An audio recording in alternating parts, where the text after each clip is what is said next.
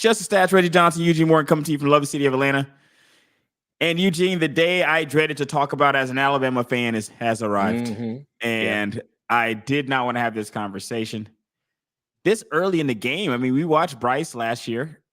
And of course, he wasn't passing the eye test. And when you have CJ Stroud breaking records over there, it just doesn't look good. It exacerbates the situation there. Mm-hmm.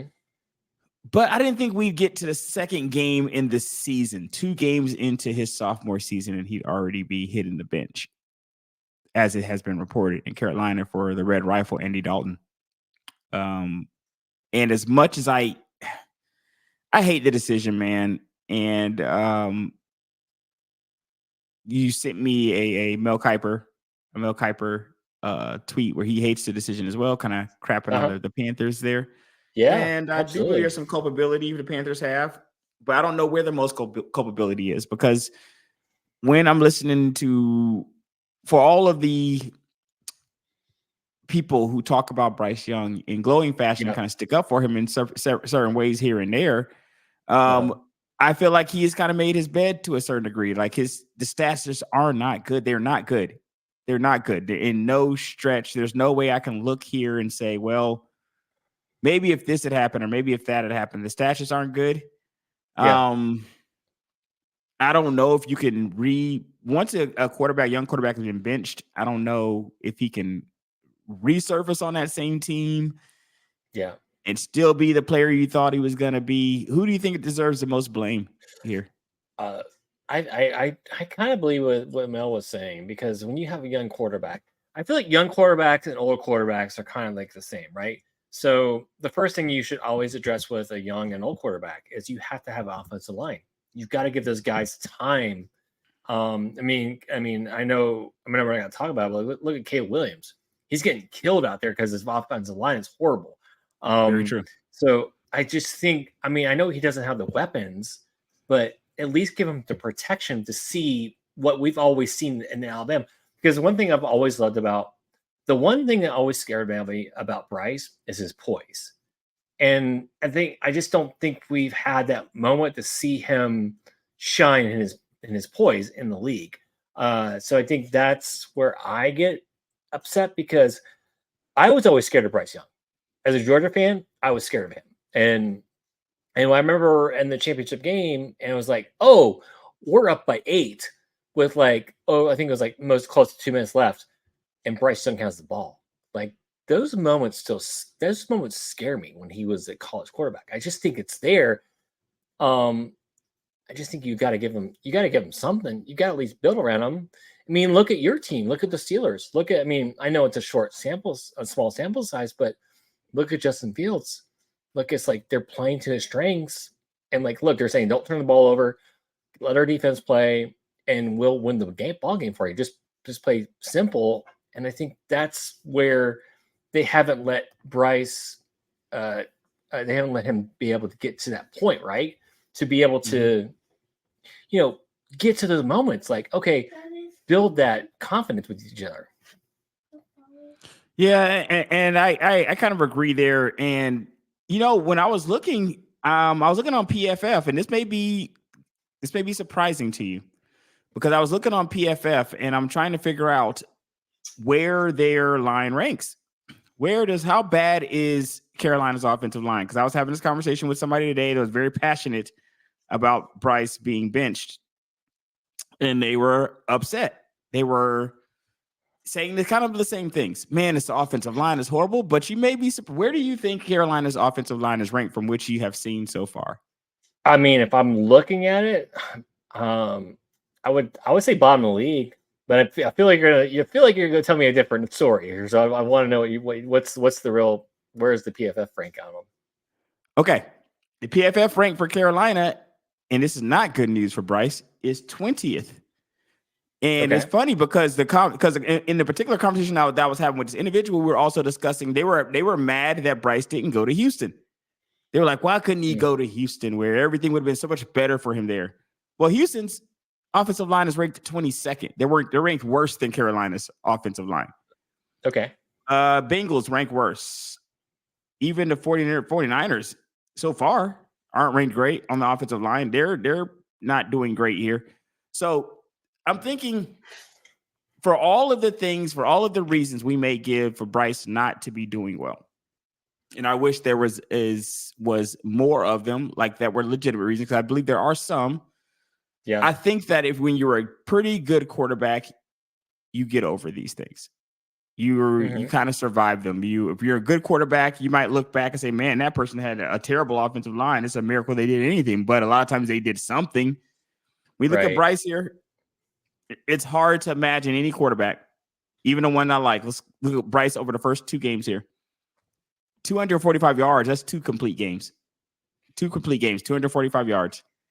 0 touchdowns, 3 interceptions, a 9.1 on the QBR. These numbers won't even get you a backup job in the NFL. I don't even know if you can get a backup job with stats like this. So if, as much as I want to believe that this is malpractice on this side of the franchise, which I do kind of believe to a certain degree, because Carolina just hasn't earned the benefit of the doubt the last few years here with some of the decision making that's been going on there. I can't knock them all the way. I might say maybe 60-40, because I'm usually more on the player. I believe great players can transcend bad franchises. I've seen a lot of great players still be great players for franchises that aren't that great. And with Bryce, do you think he would have done better if he had gone to a different team? I don't know. Maybe he goes to the Shanahan or McDaniels or somebody down there in Miami. I would like to have him have that chance, before I give him the full assessment, because the first issue was his first head coach didn't want to draft him, right? He wanted to draft a guy from Houston. So it's like how, and it's like, and then we look at, I know I'm not going to talk about Tua, but his head coach didn't want him either. And it's like, you see the change in head coach, you see how the protection changed. I don't know. It's like, and the head coach they hired doesn't really match his strengths. So I don't know. He's just in a really, here's the thing. He's in a bad situation. He's probably with let's just face it. He's the ownership right now was the worst ownership right now in the league. Right. So how is he supposed to, compete? Looking at his stats from last year, he played 16 games, man, but he only managed 2,800 yards. He had 11 touchdowns, 10 interceptions. That's just not going to do it. No, it's not going to do it, man. It's not going to do it. I love you, Bryce, but those numbers aren't going to do it for you. And I feel like maybe, if you're trying to salvage the season, I kind of see why you make the move, but it does seem like, because they were trying to make this seem like it's a temporary sitting in Carolina. Like, hey, we're just going to sit them down, let them kind of evaluate things, sit behind the red rifle. Hopefully things change. But Eugene, I don't know. What are your thoughts on that? Do you feel like you could sit a new quarterback and have him come back minus? So here's the best case scenario, and this is unfortunate for Andy Dalton, not something I'm wishing for. But the best case scenario is Andy Dalton comes in, Andy Dalton gets injured or something, has to come out. Bryce comes back in and has command of the game and looks like the guy that you drafted. That's the best case scenario, right? Because you can't just reinsert him. If Andy's playing well, you're not going to put him back in the game. It's up to him now to go back and have a Geno Smith type resurgence, Right, exactly. And that's the thing is like, and will he even get that chance? And that's the thing. And maybe he gets to sit behind and watch a little bit, maybe what he's been missing. And maybe Andy can show him, hey, look, yes, you don't have the best line. You don't have the best receivers or running back or anything right now. But let me show you how at least hit some guys to like get some movement on your ball, right? Get some forward progress. And I think that's the thing we're kind of missing is like, I just want to see something from him. I just want to see something from him from Alabama. Just a little glimpse. And that's a little bit of what you saw there as that great player there in Alabama, right? Right. Because I think we were fearful that Tua wouldn't show us, but he showed us last year. It's like, here it is. And then when Jalen came in, it took a minute, obviously, but then we saw Jalen. I think that's the one piece I'm missing from him. It's like I just want to see that the poise and where he kind of scared you. You were. I referenced this ad nauseum. The LSU game with him and Burrow, and that was just such an amazing game. Like he played with just. Does he need a stacked team around him, you think, man? Does he? Because those Alabama teams and those college teams, you can really stack those teams to where you're playing with a bunch of guys that are going to be playing on Sunday, and the other team you're playing has a few guys that may be playing on Sunday. I mean, so you can overpower them by just stacking your team. So in that way, maybe he needs to go to a stacked team and just be the last piece. I don't know. Right, and just maybe that's it. Here's the thing. There's no knock on that. There's two guys in the league right now that can play and go throw the. You can throw Mahomes. You can throw Allen. Those two guys are in any situation. And they're gonna good. Just give me a bunch of dudes. I'm gonna throw it to them, right? And they're gonna make it happen. Right. And maybe that's not a knock on Bryce, but maybe that's where he has to. Maybe that's the situation he has to get into. Unfortunately, it's not going to happen this year where he's at right now. Very true, man. And you talked about him, so let's go ahead and talk about him here. Let's talk a little bit about Tua and where it will be going. This is something I did not want to see, man. And this is not just from a former Bama guy. We just moved from one Bama guy to another. This is just from a human being standpoint. You don't want to see a guy who's had previous issues in the concussion department have the same issues, because from what you hear, every subsequent concussion is worse than the preceding percussion. So from what I've heard, Tua's not going anywhere. Said he doesn't want to retire. What are your thoughts, and should he retire or not? I'm just worried. I mean, I know technically, right? It's 3 concussions in the last 2 years, but we can all pretty much say it was 4, right? That one concussion was not a back injury. We know it wasn't a back injury, but whatever. They can call it what it is. But I'm just worried because, good thing he's on the IR, and so he's going to get a bunch of opinions, medical opinions, good opinions, right? Not media, not us. But I'm just concerned. Because when I saw that hit, it didn't look like a bad hit. It didn't look crazy, right? It didn't look crazy. It's wild. You've seen a lot of harder hits than that. And it's wild. And what was crazy, the irony of that happening, hitting DeMar Hamlin is crazy, by the way. It's crazy. You hit a guy who had a serious injury just about a year ago. I'm not even sure if it's been a full year calendar-wise. I think it was towards the end of the season last year for DeMar Hamlin. And you have a serious injury yourself. Isn't that crazy? It's wild, man. Yeah. I don't know who would have had that in a bingo card for this year. Right. And Darren would be like one of the guys who knocks out, one of the top quarterbacks in the NFL. I'm just concerned. I know he doesn't want to retire, and I respect that. I respect he wants to play, and I always loved his toughness. I've always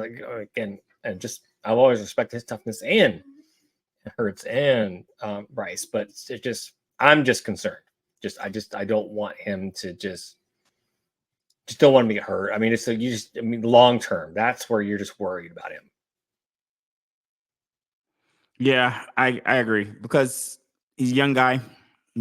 He has the rest of his life ahead of him. You don't really want to be impaired physically in any serious way, with CTE or other issues like that. Right. That can compound or that can make things worse for you later on in life for a lot longer time than what you play football. So it'd be hard, but I understand at the same time, if you're a guy that spent his whole life working up to this point, you go through Pop Warner, you play football through your youth, through high school, you go through college, playing at the highest level there, you finally make it to the NFL, you playing at the highest level there, you get a decent contract, you're playing. To say just never mind and go home is difficult. Yeah. It's gonna be hard to do, Yeah, and to be in that the former regime who didn't have any confidence in him, And that's also, that's gotta affect him mentally as well, right? And then he has a new coach that just turns it all around for him and say, hey, we're gonna play to your strengths. We know you're not a good pocket quarterback. So we're gonna get the ball quicker out of your hands, and we're gonna do these things to make it easier on you. It was crazy how night and day, and it was just a fun season for him last year, right? We all loved it. We all loved it. Oh, look, we all knew this is what he could do, and it's just you obviously I want him to play. You're right. We don't care for Alabama or wherever. If you're an SEC guy, we love you when you get in the league, and we're gonna ride or die for you until you get and until you retire or whatever happens to you. But that's just my fear for him. I just the 4 concussions over 2 years. That just scares me for him personally. Yeah, I agree. If you're the Dolphins, how do you slow walk this? If you're the NFL, do you even allow him to come back? If you're the NFL, do you say, "Hey, this is going to be a massive black eye on us if we just keep running this guy out there, and he keeps getting carted off the field in one way or another. It just doesn't make us look good as a whole." If you're the NFL, do you press the Dolphins to keep him on the bench longer, or if you're the Dolphins, you just kind of do it on your own?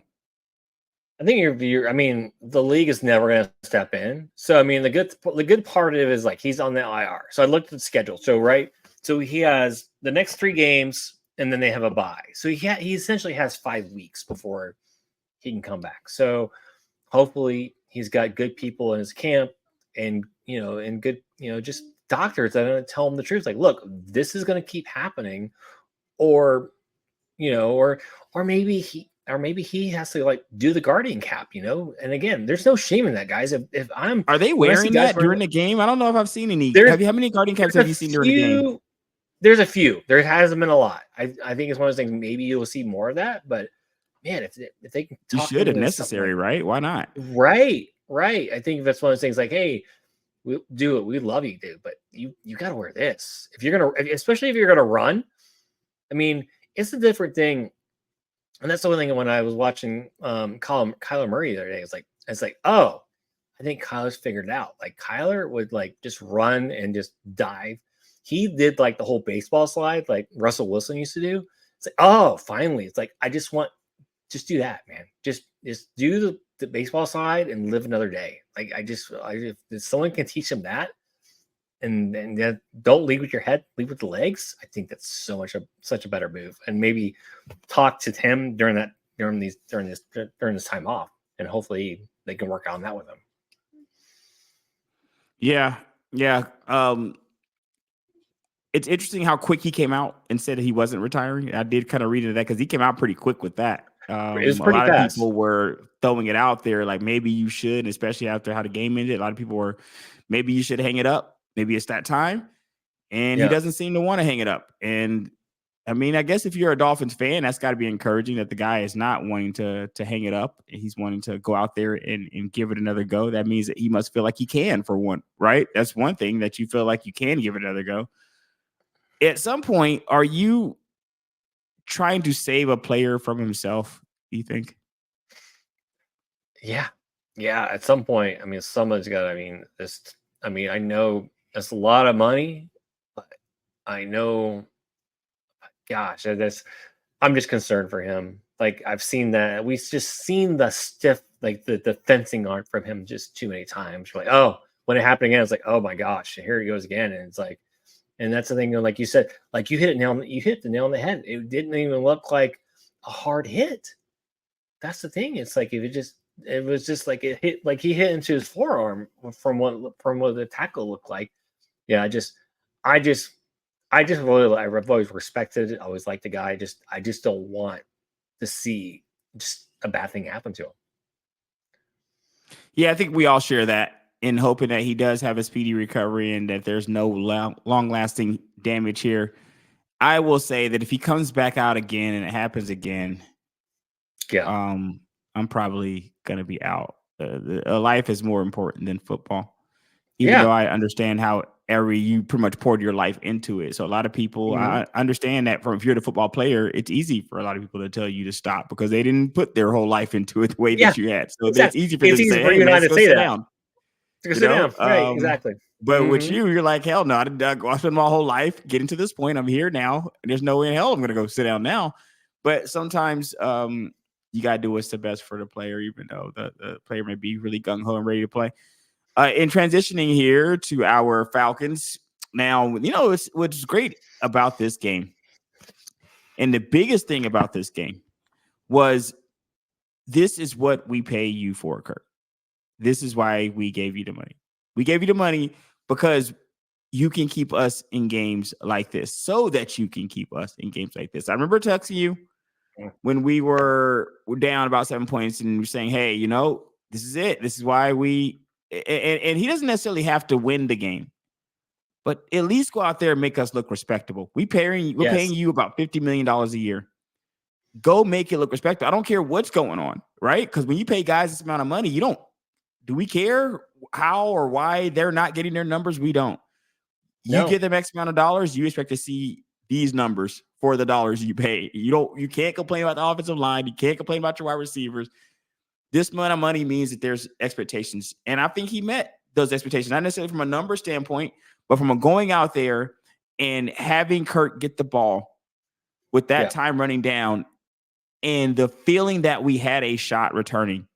That's the feeling that got returned to me when we didn't have Matt Yes. Ryan. I had that feeling.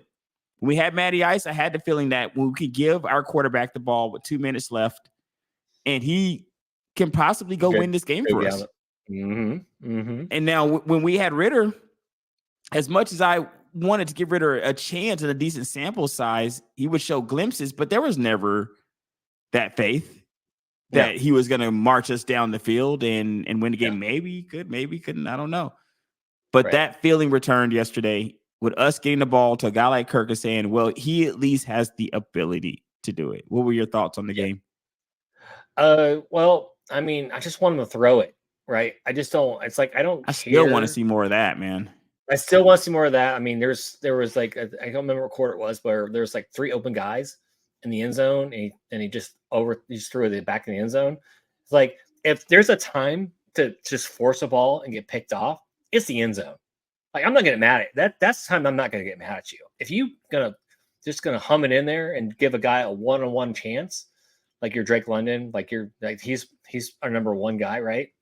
That Give him a route that chance, Drake ran, by the way, at the end was freaking amazing. was That route was a thing of beauty, fantastic. man. He did Slay Jr. is an amazingly great player, by the way. Yeah, He did even Slay came up and Darius said, "Hey, Slay great like route." that. That Yeah, was Slay came up and amazingly said, great. "Yeah." I'm hoping that is like, and maybe it's just getting to a new system, new offense, and I'm hoping he just slings it. I'm not gonna like. That's one thing. If you're gonna sling it and you're gonna sling it 80 yards and it get intercepted or 50 yards, and it's gonna be on the opposite side of on the other team's side, go for it. I'd rather see that than 5-yard, 10-yard interceptions and are on our own side of the field, and that's I'm hoping he gets that confidence. That's the confidence I'm hoping it instills him, because let's just say we know we got lucky because Saquon catches that ball, the game's over with. We all know Correct. this. And I'm Right. surprised But of all the times they went for it on fourth, for them not to go for it on fourth there was so shocking to me. Right. And why don't you throw Shocking. the ball on 4th down? Just run it. Run the ball.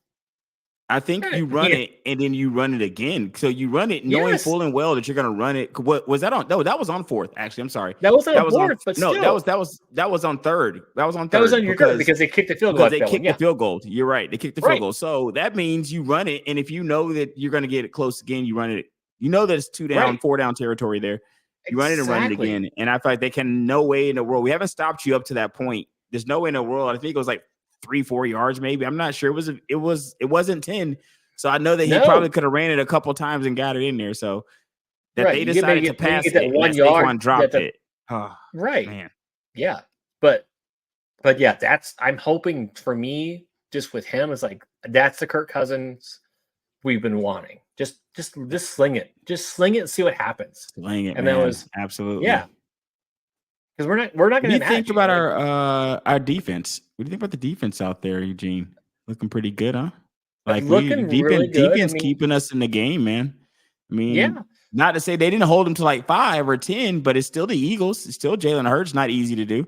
And at the same right. time, they kept us in the game, and that ended up proving the difference at the end here. One of the things, Right. I mean, you saw our cornerbacks like we're just all. I mean, our corners were on everything. I mean, I'm still hoping we get a little more of a pass rush going on here, but I mean, corners, Yeah, safeties he are had just all day at a few killing of those times, man. He had coffee it. back there. He's ordering He Uber, man. really, He was sitting back there for a minute on a few of those. And I don't know if that was by design, as to try to keep him in front of you, so you didn't necessarily want to rush and miss and have him take off. Like I yeah, don't know, because some of that, see, he had on some of those plays such an extended amount of time that it made me feel like it was on purpose at certain times. Because I'm like, he has so much time. You have a corner that'll finally rush him that has to come back from upfield, and he'll probably come back down and rush the guy eventually. But it didn't seem yeah, like they were trying on those front to get to him until the end of the game. The end of the game, they were humming. Don't get me wrong, they were trying them then. But yeah. I'm with you there. But Matthew Judon, man, what a big difference, man. What a big difference even a remotely decent pass rush can do for your defense, right? It's yeah. I mean, it's just been fun. I mean, let's just this. I mean, if even against the Pittsburgh game, I mean, they did not get what they only get field goals to them. And to just hold this team and yeah, I mean, you've got to be happy with this defense. They're doing exactly what you would want them to do. We just need the offense. This is where it's like, okay, look, they're holding this team to this many points. You guys have got to step it up. And I love the one series where they just handed it off to Bijan the whole time. It's like, oh, it's a Bijan. It was a Bijan series the whole time. So I mean, it's great, but we still Kurt has got he's got to just sling it. He's got to put some trust in his guys, and just throw it out there and Let's see see if if we they can get a catch the ball. feel for how many. Let's look at Kirk here. 20 for 29 for 241 for Kirk. It's not too bad, right? No, He threw it about 30 times there. I'm interested to see. I would love to see a quarter breakdown to see how that came. well, a lot of it was that last drive. I mean, that last Yeah, drive was because it seemed like those first few quarters, it just seems like we weren't aggressively trying to move the ball down the no, field super aggressively those first that first quarter or so. And I just don't like the frequency of the hand. I don't like the Bijan centricity. And believe me, I have Bijan on one of my fantasy teams. I handing it to him 100 times, okay, but I don't know how good that is for an actual football team to seem that predictable, because at one point yeah, it just seems like we're either going to hand it to Bijan or pass it to Bijan. yeah, And Drake and Kyle were getting no burn. They were getting no targets at that point. So no, I was thinking that, man, maybe Kirk's hurt. He's not going downfield. What's still going on? Is this a continuation of the first game? But then he kind of came in, and you started to see a couple of passes go downfield. Mooney was catching some passes. that was So, and then yeah, Ray McLeod looking like Justin Jefferson for us at one point. He's getting a lot of action out there, and I didn't think Ray would be getting any action. But at the end of the day, our stars did show up and deliver. And I'm hoping that this is something that we can kind of grow on. I really hope it is, because as much as I like Bijan and I want to hand the ball off, and one of the reasons I wanted Arthur Smith gone last year, I just cannot imagine you paying $100 million for a quarterback for 2 years, a 2-year span of $100 million, and that guy's not spending it. He's not out right, there spending it, man. You no, need to. This guy should be out there giving you 4,000 in his sleep, right? He needs to give you $50 million. Means that the guy needs to give you 4,000 yards in his sleep out there. He needs to yes, be casually giving you 4,000 yards on this 17 game schedule. absolutely, absolutely, Um, so that's what the expectation is, right? Not that I like Bijan as much as anybody else, but I don't want to see 2 to 3 series of like Bijan handoffs, and we're paying this guy all this money. right. Especially when you got when you have 5 or 6 great runs, run the play action, because Kurt is great at the play action, right? So let's Right. run that. run that. So again, I think they both strengthen each other, right? Like if you can pass, you can strengthen the run. If you can run, you can strengthen the pass. And Absolutely. what was that last thing you were gonna say, Eugene? No, I'm just saying let's just run the play action, So just keep doing that. That's what I was gonna say. Do you have any final thoughts on maybe the direction where we're kind of going? I feel pretty good. So if we can go a little bit step up from what we were last week, where are your final thoughts on that before we get out of here? I love it. I mean, I was scared we're gonna be 0-3. And I know we didn't get a chance to talk about this, but 0-2 teams, it's almost like a death sentence. It's not a death sentence, but almost a death sentence to go to the playoffs. So let's just say we don't beat the Chiefs coming up this week. To be 1-2 and our schedule getting a lot more easier, I feel really good. I feel great how they played. I mean, I was like you. I think what you text me is like, man, I just hope we just hold them 30. Like you were like we. Like just that, man. Just don't embarrass ourselves in primetime, man. We weren't getting any primetime games before Kirk, and now Kirk gets here. We got all these primetime games. I want to go out there and show up, show the world what they've been missing. Some of these teams don't get a chance to be seen by other parts of the country, so you got to perform when you're getting on that stage. And I think that not only did we show up, the NFC South showed up. We'll talk more about this probably on future shows as we go on to see if this kind of continues. But the NFC South has been showing up around the league here in the first couple weeks.